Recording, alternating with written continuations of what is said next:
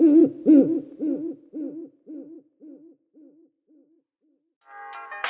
do you define creativity? I have no idea what I'm doing, but I know I'm doing it really, really well. The last time I talked to you was, I think it was post-pandemic, pre-pandemic, but I remember because you had just officially left your job. You remember what your job was? Of course you do, but Yeah, I was a parts consultant for Land Rover for like 8 years. and you were full-time doing that, and basically at the time full-time Video creator. 1000%. I was hustling, man, grinding. I still am, but yeah, I was doing both things. That's awesome, because I kind of wanted to start there because I think a lot of people, especially the people that mainly listen to this podcast, that's always like something that jumping off point is something that I think resonates with a lot of people, and like also they struggle with like whatever endeavor they're trying to do. But how did you kind of come to that conclusion of like, all right, I think I'm in a place where now I could just say fuck this job, and not fuck this job, but it kind of got to that point. I mean, I had always, like, for a while there, for many years, all I thought about was getting out of that job. All I thought about was doing this, Dadfilmedit thing. And some of my friends got tired of me, I'm doing this, I'm doing that. And then, my brother Jay eventually kind of was like, you know what? Nobody really knows you as that parts consultant. Nobody goes when they think of David as, oh, that's the guy that sells parts. Everyone goes, oh, there's that director, the creative guy or whatever, And I was like, yeah, you're right. And luckily, through some opportunities with some artists, I was on tour with them and I was making steady money. And when I got back from tour, I went to Spain and Colombia and we were filming out there. And when I got back, I was working my 9 to 5 and this mechanic asked me for like an alternator or something. And I think I turned in, like I gave him a starter and not an alternator. And he came back and he was upset. He wanted to fight me. He was like, oh, I'm gonna beat your ass, blah, blah, all this stuff. And I remember there in all his anger, I was like there and I was like, bro, I just like got off tour. Like I was like essentially, like seeing what, these rock stars live like, and I was very fortunate, really living like life I was living. And now I'm here listening to this guy threaten me over some part that isn't even his. And I remember I told him, I go, hey, you know what? And I called my manager over and I go, hey, I just wanted to say, save your energy, brother. I'm gonna put in my 2 weeks right now. And I told my manager, hey, I'm putting in my 2 weeks. And I was like, I wish you all the best. And I'll never forget, like, he, like, in the middle of, like, saying he just wanted to take me outside, he looked at me, he was like, yeah, I wish you the best, bro. And he walked away, And it was like, and I think that said something a lot bigger than in that moment. And luckily, I had put myself in a position financially where I knew I had some work coming in. But it's scary. It's scary. I love that. You're like, hey, brother, just save your energy. I got something to say. But it's funny because I remember, I feel like creative people often, like, if they're fortunate enough, or maybe they have a job prior or something that like their day-to-day grind, they have that like shit that's burning in them that they're like, bro. And then it just slowly but surely it kind of amounts. And then there's that one moment, because I remember clearly, and I was young and I still had that moment where I was at Best Buy. I was like 20 years old. And the manager just came up to me and I had just finished DJing the night before till like 5 a.m. and I'm at Best Buy at like 7:30. And he just comes up to me and says some like slick remark of like, my shirt's untucked and like, why aren't you smiling and this? And I'm like, bro, I just looked at him and I had that same moment of like, bro, like, I don't need to be here, dude. Or I don't care about this as much as you do. God bless you for being so passionate about this, but fuck this shit. And I remember like that's the switch just kind of came in my head of like, yo, like I'm done with like this like. Have you ever gotten fired in a crazy way? Fired? Yeah. Have you ever been fired? I've gotten somebody fired. Oh my God, you're a dick. For the same thing. I didn't. No, you know what? Let me rephrase that. He got caught. We were working at a call center. I don't know if you remember back in the day where there was a period the call of like center crazy. All my friends, I think everyone in our age group was working at a call center. 1000%. Yeah. I don't know if you were repping the same one, Cinovate. Yeah. Cinovate I had in friends. Doral? Yeah, there was one in God. Doral. Call centers were popping. Yeah, and everyone our age was working, so imagine. And then the manager's like 20-something at the time, and you think he's an adult, but he's not really. He's a kid. So like we would just be fucking around, and I remember one day I was just, me and my friend, I would bust his ball all day, and we're not working. And then he happened to be the one that got caught, and they let him go. But it was like some stupid shit. That was one of my other last jobs too. Like I had a job where like one of the worst Ways I got fired. Before I went to the military, I was a wild man, and I used to party a lot and go out. And I was working at a car dealership, Mercedes Benz, and I was supposed to be a car porter. Which a car porter is somebody that you buy the car, they go pick it up at the lot, and they bring it to you. The guy that was in charge of the car porters was this old man. He kind of just hated on me from the beginning. So I wasn't porting any cars. He would have me washing cars, right? And so I remember I went out one Friday night and I stayed up till like 5 a.m. I was on drugs for sure. You know what I mean? And I came into work like at 6 a.m. because I was always on time, Came into 6 at work, no sleep. And I remember the guy was like, I'm thinking like, oh, I'm going to, just drive some cars, relax. He was like, oh, go to this parking garage. And I went up there and it was just it was a whole floor of G-Wagons, maybe 50 of them. He was like, wash all of them. And it was like Saturday morning. I was like, bro, fuck this. So I got the keys to a G-Wagon and I went to the back of it. And then I put the little sunshade in the back and I went to sleep, right? But the issue was I woke up, the car was moving. Oh my god! And I heard people like talking, so there was a car salesman, I guess, and I'm there like waking up hungover, and I'm like, oh my god, what's going on?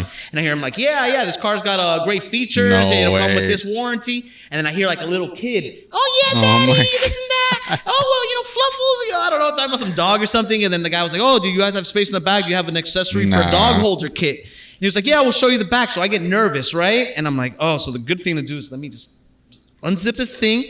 And I stick my head up and I go, hey guys, don't freak out. But bro, they went, ah! I came out of the back.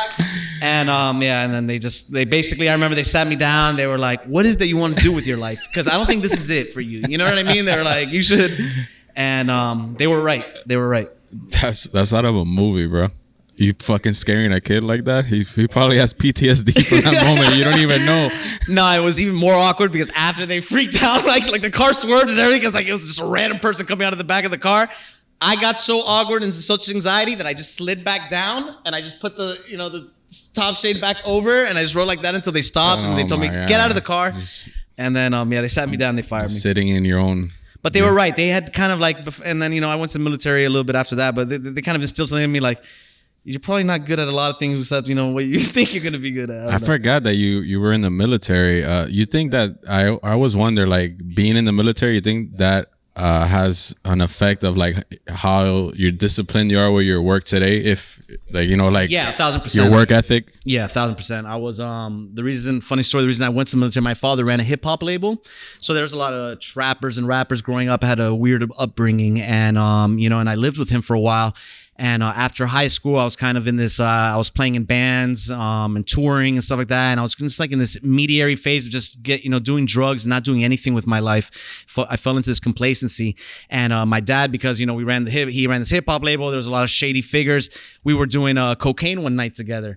And me and my father were doing cocaine one night together. And I'll never forget, he went down. He does a line and I had done a line. And he comes back up and he had like coke in his beard. He looks at me and he goes, I think you have a drug problem. And that's, I don't know why, but something, when he did that to me, something in me, I've always had this gift where I can walk to the edge of life on the cliff, look at it and go, I don't think that's for me. And I realized I was falling into a complacency in my life. And I went to, and I was like, what's the most extreme thing I could do? And being this like, at that time, this liberal minded artist, I was like, let me join the military. And I did that, and I came back a different person in regards to my work ethic and my determination towards how I process my goals and how I want to achieve them. How did you have the self-awareness at that time doing a line of coke with your father to be like, hey, I think I'm because you're already doing a line of coke with your father. Yeah, man. Like I said, I have this this weird gift where I can walk to the edge of life, look at the cliff, and know that if I take one more step and I'm that close to it, I'm probably not going to be able to climb back out of it. And luckily, always something within me kind of just snaps, and I always just take 20 fucking steps backwards. Wow. That is a gift, because I mean, you could have kept going and then hit super uber rock bottom. Well, yeah, I mean, my life's I was a wild man before in my days. I'm not anymore. I'm dad, so I'm just a dad. Filmed or filmed. I'm just a guy making art now.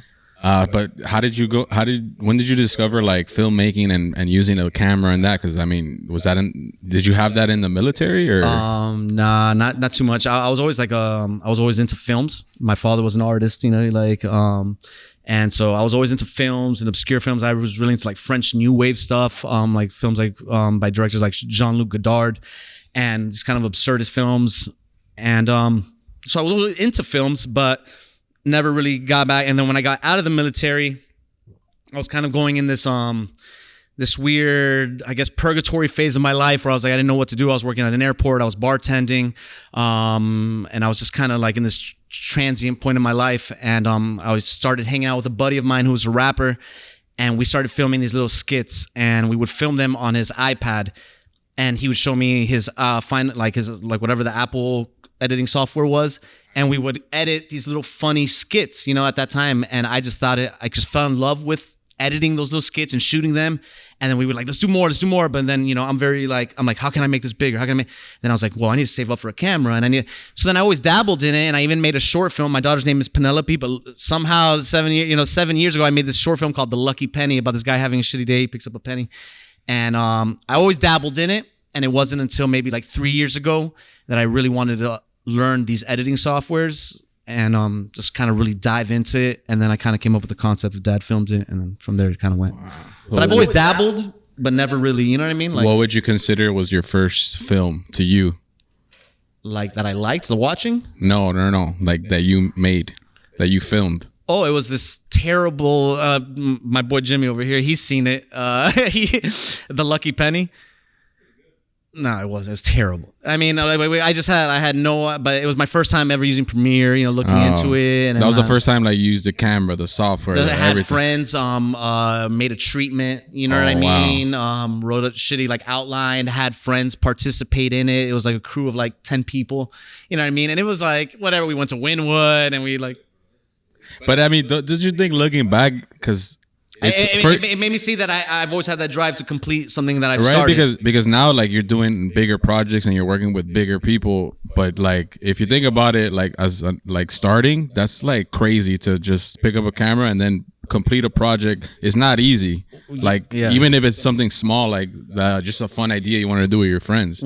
What I felt was that having always been a fan of the Miami art scene or the creators that I really love my city, so I've always tapped in what are the creatives down here doing.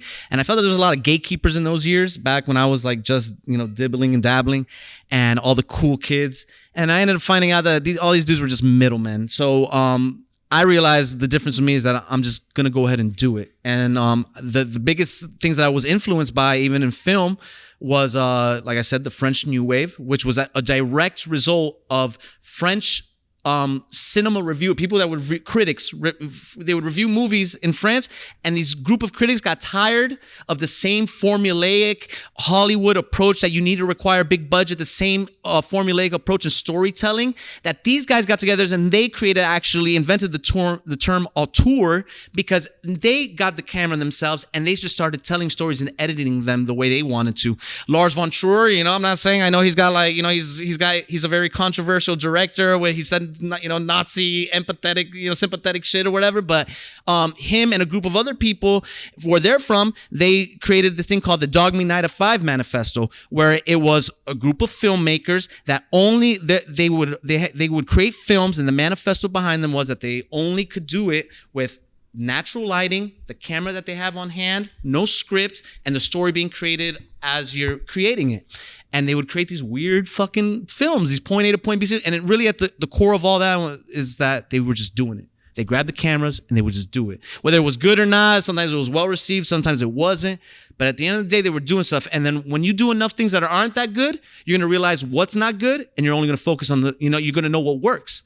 So that's kind of how I approached my career. It's I'm just doing it, bro. Just do it. I need a camera, I'm going to do it. Oh, I want to make a film. I grab the camera, I have friends, let's go do that, And oh, you want to learn editing?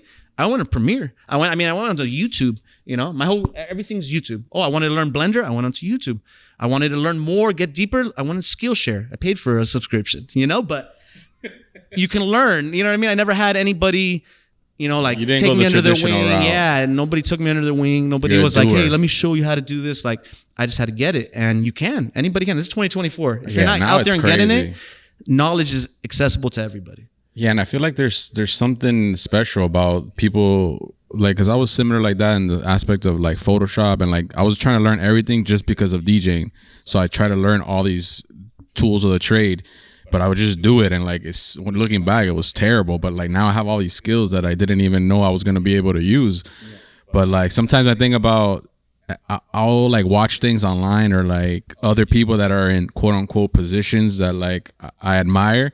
And I'm like, they went to school, they learned from this, they use certain vocabulary. Yeah. And there's like events and stuff that they do. And I'm like, man, like I want to go, but like, I just don't like, I'm just a doer. Like, I'm not traditional like that. I fuck with people like you that are just like, yo, I'm not this, but I'm going to learn it and I'm going to be good at it. Do you think like there's something more valuable than like, I guess, going to school? And like, don't get me wrong, school's great, you're gonna learn things from there, but I feel like there's something of like just fucking saying fuck it, I'm gonna do it, embarrass myself, and then yeah, no, that's 1,000%. Like I meet people, I meet people all the time on sets that get invited in my sets, and they're from the labels and they're, part of bigger production companies and stuff like that.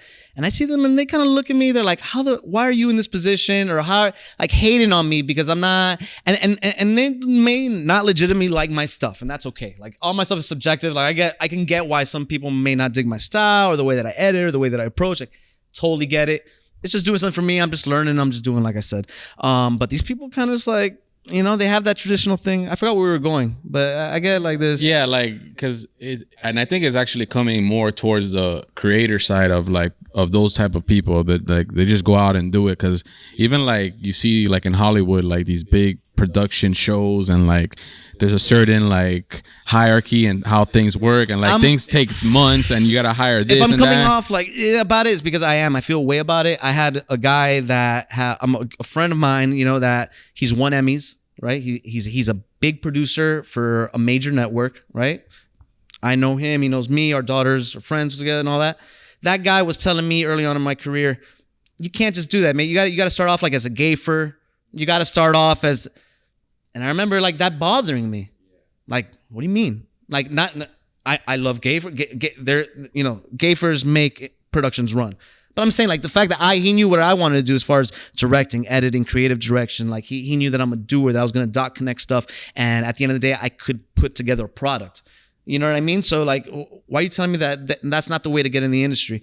So those types of things bother me. But you know what? He was a traditionally, he went to the school Full Sail, but he's in that industry. He's up, like I said, he's won Emmys. Like he knows the formula, but I didn't need that formula. You know what I mean? And I don't think anybody needs a specific formula. I think you just need an output. If you have an idea, just do it, and try to do it at the best of your capabilities. And if that idea in the way that you executed it wasn't the best thing ever, I guarantee you should come up with another idea and then execute it even better. And if that one isn't still saying it's whack, then execute the next idea and just keep going. And eventually you're going to come up with something dope because you're going to realize what doesn't work, what does work, and you're going to see how it works for you. And at the end of the day, it's like playing guitar, spending time on Photoshop, graphic designing, being a father. Like you have to put the hours in. And at the end of the day, if you're practicing your craft and you're putting, watering your plants, like Jimmy says, you're watering those plants, eventually something's going to grow out of it. And I think that consistency is where it's at, and just doing is what it should be done. Yeah, and I think also now in this day and age, we're at a point where if you do enough shit on your own and you execute like you're saying, eventually the cream rises to the top and you can skip all those steps of being like starting at the bottom and being a production assistant and this and that. And it's like, yo, Netflix might be like, yo, I really like that idea. Now here's a budget. Let's do it. 1,000%. You know what I'm saying? And that's what I'm saying. I think it's coming back towards like the doers, and I feel like not everyone, but those people that kind of like shoot down your like, yeah, but you need a crew and you're gonna need a big budget. Yeah, they're kind of like low key salty because like, damn, this dude's just like he can do it. Yeah, he's gonna figure it out with like some tape and a camera and fucking big facts. There's a lot of like I said, I was coming up in the industry and I realized being a production assistant, doing a BTS video, I realized that the directors and all the people that I was like, oh, these guys are the big leagues, and in this industry or in this, in this area right now, they're all just a bunch of middlemen, dibblers and dabblers. And I realized, man, if I could just do what they're paying out all these other people to do, and then get a core group of individuals that are just as much doers as I am, then man, it's just, I don't know, I feel like we do more, and it's been working so far for me. And I can understand why some people may feel a way about that. Yeah, you're like providing more value because you're putting a lot more into the project. You're not just doing a job. Like some of these people are paid positions, so like they're just early on in my career, when I was still working at Land Rover, my daughter was just born, and I remember Googling what is a creative director, and you can Google it. I don't know, but it basically said you just have to know the knowledge of every single aspect of art creation process, whether it was graphic design, the 3D knowledge, the campaign way to approach things, the aesthetics, all the editing softwares. A real creative director, the one that creatively directs everything, is because he's had a hand in illustrating. He's had a hand in 3D work. He's had a hand in editing and cutting and compositing VFX and special effects. And he has a hand in finding a feng shui editing cut and aesthetic and format to create viral, captivating content. Like that's what creative, all of that. So I remember going, damn, I have to learn everything? That was 10 years ago though. I remember Googling, and my daughter's it was like 8 years ago. So, but that was 8 years ago, and that's when I started taking it a little more seriously. So that's, I don't know. Yeah. When you say, like you were saying earlier, gatekeepers, I guess in Miami, like what do you mean? Like, and I'm asking because I'm not really. Oh, I remember. I know the term gatekeeper. Yeah, no, I just remember like not having the Dadfilmedit name and then doing like a music video and then showing it to like I've always had friends that were friends with the cool kids, let's say, in those community, and they were just kind of like, oh, you ain't shit. You know what I mean? This is like whack, or like, nah, that's not the way you do it. Cause it was like, it felt running gunny. It felt like, like, I don't know. Maybe it was just me. Maybe it was just what I came up with. But I don't believe in any of that anymore because I feel like if you just output enough and you do enough good work and you have a good product, there's no such thing as a gatekeeper. You're just going to have your own community. Nah, and it's true. And I think it's crazy because what people in the beginning might tell you like, yo, I don't know, it might not work, or like, yeah, it's cool, but your style, whatever, it's kind of what separates you from everyone because it's you. So like the more you're, like you say, output, the more you're creating, the more you're becoming quote unquote Dadfilmedit. And like now, and I mean, correct me if I'm wrong, but I can see from on the outside in, people are going to you because of you. Like they want your shit, like your look, your eye. And before it was like, oh, I don't know, maybe, I mean, I'm gonna make it real clear. I'm still opportunity with it. I appreciate that these opportunities, I've had some great opportunities coming in and they're still coming in, and I'm going to make the best use of them as I can. That's all I can say about that. Like, I don't want to jinx myself, man. I am opportunity with it. I want to do the best work I can every single time with anything that's presented to me, brick by brick. Nah, and I'm saying that because also you work. I just with feel us. like I ain't shit yet still. Nah, you know what I mean? You need to have that, but I'm trying to give you your flowers too, because I remember you worked early on with us with Rockwell and all that stuff, and that was when we were like, all right, like how can we be different? Like we don't want to do the same old DJ shit that everyone's doing right now, and like you kind of gave us that like I love you guys creative content like aspect of this shit where like people were not doing that in our industry, like in DJ world. It's like, all right, we could do a gig, you get the nightclub shit, you get the handshake at the door, you get the club rocking, you get the bottles, the girls, night ends, you put your boot back on, and that's the video. I think that says a lot about you guys to recognize that you wanted to go a different route aesthetically. You know what I mean? I think that was smart of you guys to want to do it, and to find my ass there, like, all right, I'll do whatever, you know what I mean? Let's do this shit differently. Like, let's not be the typical, recap videos. Let's throw some weird stop motion and cuts and weird masking techniques and like, make the fucking colors real oversaturated at points and make people go, why does this feel dirty but nice? Like, I want to keep watching it.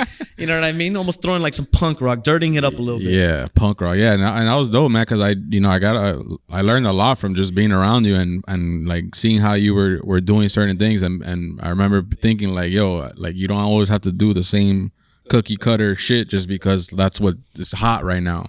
Like you can make what's hot right now. Yeah, no, you just get weird with it, and get weird with it. You get weird with it. Yeah. Luckily, I have some friends that can keep me in line, like my brother Jimmy. Like because I can go real fucking left, bro. I can go real. Things can get real weird with me. I wanted to ask you, how do you deal with like? Because I guess, for example, like when you're working with us, I mean, I was kind of like the creative lead on our end of the Rockwell. So I was just like, bro, like, fucking do you, bro. I don't know. Do whatever weird shit you want to do. I have this idea, like, but I'm sure there's times where it's like someone hires you as a client. It's like, all right, I want to do this, but they're not so like, free with the creative runway, I guess? Like, how do you kind of walk that line of like doing your shit but also delivering the product? My brothers, my team of brothers, the creative cowboys, and everybody that works with us. It's not me really. Like, I come up with a general concept, and I have to say, anybody that's ever been on any of my music video shoots, they all know it's a real collaborative effort. Like, everyone can be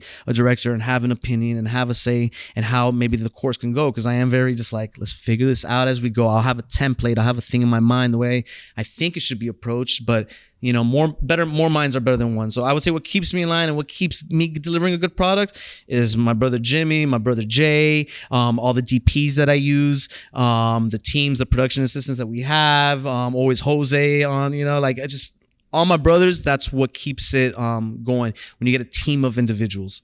It's not me, and I really just want to get that across. It's the team and the people that you keep around you that are going to help you deliver the best possible product. You know, you can start by yourself, but really use your time and your efforts to build relationships with individuals that you think are like-minded or are better than you, and that you connect with on a deeper level to help bring that out in terms of your products and get a team. You know what I mean? Like, really, that's all I can say. 100%. I think that's super important. Like, and like you said in the beginning, you're kind of doing things on your own because that's like all you got, really. You're trying to figure it out until you build those relationships.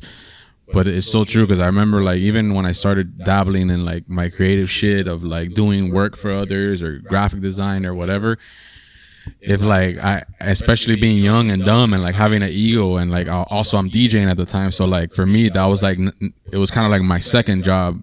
But even though I was still creating, but I remember I would get like one negative review or like, hey man, I don't like this. Bro, I would go off, or like I'll send an email at 3 a.m. Like, what do you mean I did? You list the bullet points of what you did. Like, bro, you know I did this, and this, and you're like going crazy. But then you get older and you're like, bro, they just like they don't like it. Like it's not even personal. They're seeing something coming out of a screen. They're saying like, oh, that's cool, but like I kind of want it like this. But obviously you're like the creator and the artist, so you're like, bro, you don't even know how long this 4-hour fucking thing took me. And like that's hard, man. I gotta say, as a creator, that's something that you have to remember at the end of the day, you are providing to a client. And that's hard. That can be hard sometimes, man, because like, you know, these people don't understand the processes. They don't understand that maybe you might have spent 5 hours on something thinking that, man, you just changed the game. They look and they go, can you take out that one specific part? You know what I mean? You're like, oh, but yeah, that's a delicate line, man. I felt away. I think I've done a pretty decent job at never, letting them know that I feel away. But yeah, bro, that's normal to feel away and to get defensive. But luckily for me at this point, I'm not too defensive about anything I create, because I'm working with a team of people that all have really different ideas of what's cool, and I think all of those different ideas are cool. So if we can, mix and like, so I don't take anything too personal anymore, as far as like, unless you tell me like, yo, like you say that like get personal with it or something. Yeah, no, of course. Yeah. But it's like you like I remember you sent like 2 options, and like one took you 5 minutes and one took you 5 days, and they're like, oof. Like the 5-minute one's like, yo, you killed it. And in your head, you're like, bruh. Yeah. I put my blood, sweat, and tears in the other one though. But yeah, man, I think the team thing is so important, because like you need those eyes that like, because sometimes you can just get so in your own bubble that you're like. Yeah, like, no, like and then not only that, like when you're editing, I feel like on the post-production end, when you're editing for a lot of hours, and you start doing something, you can eventually get to a point where you're like, because it is so like time consuming and it's so like, what was it? What's the word for it? Tedious? Tedious. It's so tedious that sometimes you can get complacent with it, and then you just kind of throw some shit together, and then somebody looks at it in retrospect and they're going, you're just doing that to do that, and maybe you should like, and then you kind of look at it and you're like, yeah, I was just tired in the moment. Yeah. And I just wanted to get it done with. I try to catch myself in those moments, because I feel that where I'm like, because you don't want to like deliver some shit that you were like on your couch at 3 a.m, like, fuck it, I just put this here and that. So I'm like, you know what? I shut my laptop, like I'll just give it a good old try tomorrow. You have to trust your heart and your soul, like your stomach. If you're just critical about your art, like if something's wrong with it. You know what I mean? And like, so it's like I've tried to like brush over things, like knowing that like, oh, they're doing a quick job or whatever it is, and then you look back and I'm like I'll go to sleep that night and that's all I think about, and I'm like, fuck. Like I have to edit, and I'll get up usually, and I'll just be like, because it won't let me sleep. But that's that drive. That's that That means you obsession that I care. have. Yeah, for sure. Are there like has there been projects or even like things that you might not, I guess, necessarily maybe align with, but like you still have to go and do the job? Or What? Yeah, man. You know how many guns I've had pointed at my face, dude? What? How many crack houses I've been in? Okay. Do you know how many drug deals for like class 1 like narcotics I've seen going down in trap houses so I can make a quick $800 to fucking make sure that I can get groceries for my daughter? You know what I'm saying? Yeah. Have I done stuff that I personally don't align with? To an extent, you know what I mean? But trappers and rappers, that's just a part of life. That's what I grew up around anyway, so it ain't nothing like it's not crossing any personal boundaries for me, you know, personally. In that thing, but I don't do that anymore. You know, that was my run and gun days. But have I? Yeah, 1,000%. Will I anymore? No, I think once you get to a certain point in your career, you should really, you know what I mean? But me, I was kind of like 50 Cent in like, you know, trapping, where it's like, I will take your pennies. I'll take you can pay me in change. If you gotta pay me in IOUs, you want to barter. So like, I want to get paid for art. I want to get some type of return for creating art with you. And I need to do it so I can justify this time that I'm not home with my daughter and my woman, who are wondering, where is this guy? And I'm telling them, hey, I'm out here building a dream. Trust me. And they're seeing me out, you know, and they're like, what does this guy do? My thing was, let me get a return. So it's justifying the time away. Yeah. And it was justifying more, also finding work as far as so I can practice my craft. I was doing any type of run and gun with any type of artist. If I hated the song, loved the song, I didn't care. If you were going to pay me, I would have done it, because it was an opportunity for me to go out there, learn, film, and edit and practice my craft and get paid off of it, and eventually get good enough where I was hoping and plotting in my head where it's like, I'm going to leave this 9 to 5. I'm done selling alternators and bringing down tires and, you know, answering the phone and going, parts, how can I help you? You know, like I was over it, bro. So I was just trying to plot any way I could. But yes, if you gotta do it, you gotta do it. I ain't gonna judge, man. That's like, you know, especially when you're young. I feel like you have to do that. Like, that's like judging strippers, bro. Like, you ain't know where they come from. You know what I mean? Like, you don't they know gotta why do what they're they there. gotta do. Like, I'm not gonna judge anybody, man. Like, don't judge me. But yeah, have I done stuff I'm personally not more? No, I'm a God-fearing man, my boy. Like, you know what I mean? I'm Dadfilmedit. I'm trying to, like, you know, live a good, pure life with my daughter and provide, you know, something beautiful. But yeah, sometimes you gotta, you know, do some shit. And how do you balance that, like, you know, dad life and Dadfilmedit life? Because there's sometimes where you gotta be late or on set, or you might think you're gonna be till 9, but it turns into 2 a.m, and then you gotta pick up the kid, and like, yeah, and I mean, your work is like your other baby too, you know, in a sense, where it's like you don't have a 9 to 5 now, but what's that quote I keep seeing? Like, I quit my 9 to 5 to work, or I quit my 9 to 5 to not have to work 9 to 5, but now I work 24/7 to not work 9 to 5 or something like that. Yeah, big facts. No, yeah, I do. Balancing it, man. It's difficult for sure. But I'm making moves. It's like, it's just, there's no going back at this point. So as busy as I may get, I make time as I can for my family. Every single day. I know my daughter, she goes to school. Every kid in her class knows who I am. I know who every kid in her class is. I am involved every day in her life. I help with homework, pick her up, do stuff, you know, as much as I can. But I'm living this life, so I'm doing what I need to so she can be more comfortable. And I think she gets that. Sometimes she does, sometimes she doesn't. But I make it a point that she knows, like, hey, I'm going to take you out on a date. You want to go on a date with daddy? And she's like, yeah. And we do that. So she understands that, like, hey, I'm busy, but you're my priority. I'm here. Because my family is my priority, you know? Yeah. Big facts. So. Nah, and I think... But I'm tired, bro. I'm tired. And then justifying coming home at 2 a.m. Oh, my God, you know? But I really am just grinding. Getting it. Nah, and I think the older you get is something I'm learning now as a dad, that like you gotta kind of not be so hard on yourself on like the work aspect of like, yeah, maybe you didn't get everything done that you thought you were, or you didn't do the thing you thought you were gonna do today because, you know, shit came up, but like it doesn't mean that like you fucking, it was a L day. It's just, you know, it was a setback, but you get at it the next day. It is what it is. I feel like I got this disease in me, and it's called just hunger, bro. Like I'm just so hungry, and Jimmy, he tells me all the time. He's like, water your plants, David. Water your plants, and I do. You know what I mean? So you got to just remember, like even when you tell me like fitness, we were talking about fitness and stuff. Like I feel like I've been complacent in that regard in my life. I got to start watering those plants, But time is money, and I feel like there just isn't enough hours in the day. But if you're doing what you love, then it's like it is what it is, man. Like you got to make it work. There's no going back at this point. I don't want to end up working at Subway. I don't want to end up going and working for FedEx. So we going, and we're doing the best possible job we can. And I think like I used to, I still till this day have that where like there's not enough hours in the day, bro. Like how is it? I started this early and it's like this, and I didn't get enough done and this. But then you realize that it's just your mind filling the time. Like if you had 52 hours, you'd feel like there wasn't enough time. Yeah. Like it's always going to be some shit you do because our brain works different than like, okay, I'm done at 5, 6 p.m. Like cool, clock off. My brother, I have my phone tucked underneath my crotch. My crotch hasn't stopped vibrating this entire podcast. So if I've been smiling at other moments, you know what I mean? I'll take that as a compliment, like, bro. And all that's telling me is that, David, there's not enough time today to finish everything that you need to fucking do right now. But we're doing it, brother. We're doing it.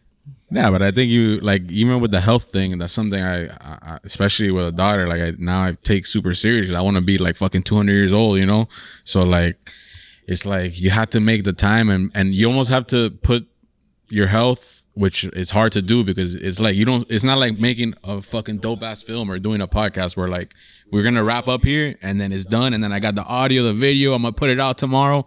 I'm gonna feel fucking fire. You're gonna post it on your shit. It's like health is like that shit takes too long, bro. Like it's steady, boring, eat right every day, work out. I know, but you gotta, it's like, I gotta do it because imagine like I end up doing like kick ass in life, right? Like I do all this stuff and then I end up dying on the toilet like Elvis Presley from like some bad bowel movement. And my daughter finds me on the toilet there like, because I had too many Whoppers and not enough, exercises. I feel like it would have all been in vain. So I gotta start taking my health more seriously. Yeah, but that's what I'm saying. That like we almost have to put it at the same level of like the work. Like it's just as important, but it's hard to see it like that. It is. I hope in 2 months, I'll be ripped. Nah, you don't gotta be ripped, bro. You just gotta feel good, I'll feel healthy and feeling good. But well, how do you avoid like burning out if you're always go? I don't know. I've been doing it. I'll let you know when it happens. I've been trying to sleep a little more, here and there. Yeah, man. I don't know. I'm built different. I'm hungry, like I said. I like that. Nah, and having a team too helps. Like you're able to, you can offload some things so your brain, certain parts of your brain can rest because it's not up trying to like connect every dot. You know what I'm saying? Yeah. No, for sure. Yeah, 1,000%. But there's still a lot of stuff you're doing on your own out there. So it's not pretty much stopping, bro. So, he's like, nah, I'm not. I'm running on fumes right now. I'm connecting dots, bro. We're dot connectors, and that's what we got to keep doing. And then eventually, like those kids menus that you get, like a Sizzler at Chili's. Sizzler. A Sizzler? Remember Sizzler? We're going to Sizzler, baby. Yeah. Speaking of connecting dots, like how do you guys, correct me if I'm wrong because I'm not, I didn't grow up in this neighborhood, but I feel like you guys are currently, there's kind of like a Kendall renaissance happening and you guys are like an intricate part of it. Like there's a scene kind of just all on this side that's like, all you guys, not all of you guys, there's a lot more people I don't even know about doing cool shit, but like you guys, Jay, like all that, like how did you guys kind of start? Was it organically or it's just like you guys all met cool people that are doing cool shit or? Shout out Kareem, Kendall Supply, and Jay, Jonathan Cruz, and the whole Tacos and Tattoos family. They were really putting on for Kendall, I feel like they were doing, and obviously John Falco, of the owner of Maxwell, Lincoln's Beard, Fire Pit Hospitality. There you Fire go. Pit Hospitalities, Tacos Tattoos, and Kareem from Kendall Supply. I feel we're really putting on for our community. And I don't know, what we got. I feel like you're right though. I feel like we're on the forefront of some type of renaissance. I'm happy to be involved in it. And, you know, I don't know if it's a big part, small part in it, but yeah, I feel like Jay Cruz, Jimmy, all these guys, we just really, we're just all from the same place. We all love the same things. And luckily people are like-minded individuals that are hustlers and dot connectors. Doesn't even have to be artists, but you know, if you're just somebody that's out there trying to get it and you're getting it in our community, then more than likely you're going to connect with us and we're going to want to link and do stuff together. And yeah, I don't know. I don't really know how to answer that. I'm sorry, without sounding like a douchebag. No, that was perfect, bro. It's cool to see, bro, because it's like, you know, we always hear about like, yo, Miami, or like we're fucking putting on for Miami, and like there's so much in Miami, but like when you really go in depth on like the certain areas, it's cool to see like just like people that you grew up with the neighborhood like doing cool shit now. I mean, yeah, absolutely. Shout out Kendall, shout out Miami, and shout out all my brother, shout out Creative Cowboys. There you go. Speaking of the Creative Cowboys, like what's I guess I would say not like what do you guys do? Because I know you do everything, but like is that? Yeah, no, we're like Jimmy, we're like a one-stop shop, full service collective production company that can create anything that you need at the highest industry standard, whether it's content, clothes, creative direction, murals, art, or you need to open up a restaurant, we can help you do that. Just anything at all creative. I don't know how to, Jimmy, you want to answer that? Oh, look, literally. So this is a prototype to our future ashtray drop right here. You'll be able to put your tobacco product resting there. So it'll be functional, and it's got our branding. Jimmy went ahead and created this. Oh no! Never mind. He had created it, but now that's gone. So he's got to create it again. He's got to make that from scratch again because I just broke it. But yeah, it's going to be exciting, you know. So we're just doing anything, dibbling and dabbling. If you need 3D printing, we can do that. We're all well versed in 3D programs. We're well versed in 3D production, virtual production, including Unreal, green screen productions, special effects, VFX. We can do art direction. We can build out sets. We can paint murals. We can make functional art. We can make functional engineering things, materials, whatever it is. I mean, we just do it all. We're a collective of go-getters. I love that, bro. It's really dope to have like now. I mean, I've known you guys forever, but now that you guys like are doing this, like, you know, it's a thing. Creative Cowboys is cool. Like now I have an idea and like it's not so far-fetched. I know I have these guys that like can execute something that I'm like, yo, I want to do this. Is that even possible? And you're like, bro, like Jimmy's like, bro, what do you just get and that dad goes and does it. I'm like, oh, yeah. So like, it's really cool to have something like that where it's like an idea to inception to execution. That's like, we work with it all. So hire us if you need anything at all. We're excited to work. We'll try to bring it to the next level, and we'll try to build upon what you've already got going on. We want to be tools and instruments in helping you tell your story, however it is you want to tell it. Wow, that's the commercial right there, bro. Bam. What would you say to any aspiring creators out there that maybe are kind of reluctant to grab a camera or grab a microphone or grab a whatever?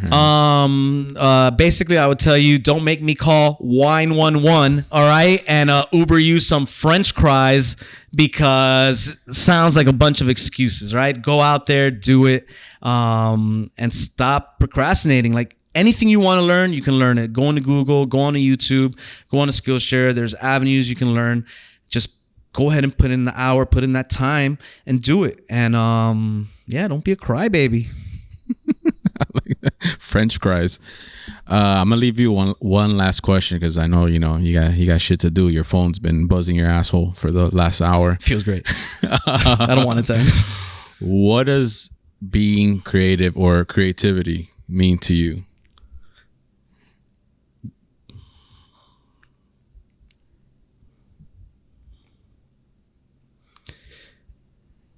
It means It means tapping into whatever it is that you feel calls to you and trying to execute whatever concept that is at the highest. I don't know. What you know what? Let me rephrase that. Creativity means to me, I gotta go. Wait, what? I'm not answering.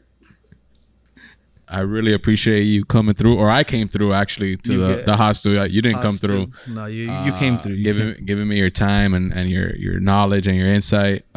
So yeah, to let the people know where they can find you and the Creative Cowboys and all that shit. At Creative Cowboys with a Z at the end of it. I'm Dadfilmedit, Dadfilmedit on Instagram, and shout out. Fuck you to the guy who doesn't want to sell it to. We have to do Creative Cowboys with a Z on Instagram because the guy with the S doesn't want to sell it. He's like in Finland or something, and then he has these little like cheesy PNG. It's really upsetting. I offered him money, didn't respond. I've been trying to get the ZEA Instagram for years, but it's just like Arabic musical R&B artist. I don't. It's I take it back. I overreacted. I'm not upset. I'm disappointed. But Creative Cowboys with a Z is dope. It's different. Zaya. Yeah. All right. But yeah, bro. Thank you, man. I appreciate you. Love you, bro. Thank you for having me.